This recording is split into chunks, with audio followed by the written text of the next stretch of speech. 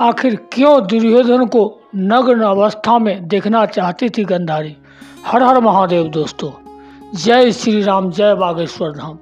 नमस्कार दोस्तों, महादेव शिव चैनल में आप सभी का स्वागत है। अगर आप यह कहानी सुन रहे हैं तो पूरा सुनिए, आधा अधूरा छोड़कर जाने की गलती मत कीजिएगा। इस पवित्र कथा को सुनने मात्र से मन चाहा फल की प्राप्ति होगी। अगर आप शिव भक्त हैं तो भोलेनाथ का आराधना करें। तो चलिए कथा को प्रारंभ करते हैं। यदि हम महाभारत ग्रंथों की माने तो यह गांधारी के मातृ प्रेम के बारे में बताता है।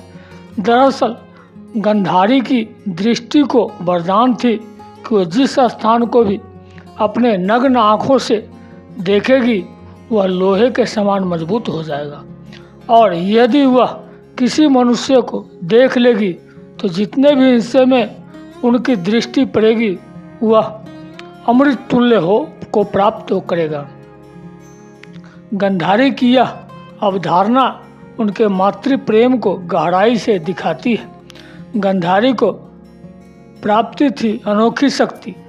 राजा धृतराष्ट्र की पत्नी गांधारी को अपनी आँखों में पट्टी बांधकर भविष्य बताने की अनोखी शक्ति प्राप्त थी। ऐसा भी माना जाता है कि अपने पति की अंधी अवस्था को देखते हुए ही गांधारी ने प्रण लिया था कि वो भी अपनी आँखों पर पट्टी से ढक कर रखेगी। गांधारी ने प्रतिज्ञा ली थी कि वह हमेशा इसी अवस्था में रहेगी। इसी वजह से वह हमेशा आँखों को ढक कर रखती थी। गांधारी को मिला था भगवान शिव का आशीर्वाद। पौराणिक कथाओं के अनुसार गांधारी भगवान शिव की परम भक्त थी।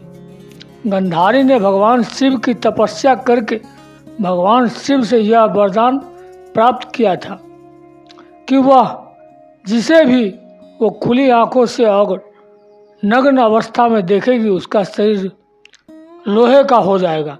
इसी वजह से वो हमेशा आंखों में पट्टी बांध कर रखती थी और अपने ज्येष्ठ पुत्र दुर्योधन को उनकी नग्न अवस्था में देखना चाहती थी, जिससे कि वह अमरत्व प्राप्त कर सके और उसे युद्ध में हरा पाना मुश्किल हो जाए।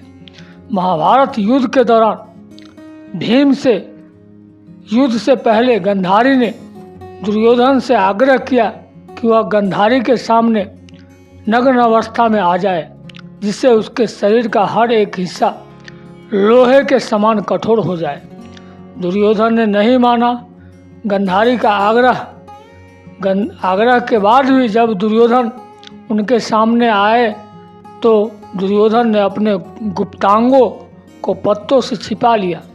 उस समय जब गांधारी ने अपनी आंखें खोली तब दुर्योधन उनके सामने पूर्ण रूप से नग्न अवस्था में नहीं थे, जिसकी वजह से दुर्योधन का जितना शरीर पत्तों के पीछे छिपा था उसके अलावा पूरा शरीर लोहे समान कठोर हो गया और उन्हें यह शक्ति मिल गई कि कोई उन पर वार नहीं कर सकता। श्री कृष्ण ने दी थी दुर्योधन को निवस्त्र न होने की सलाह।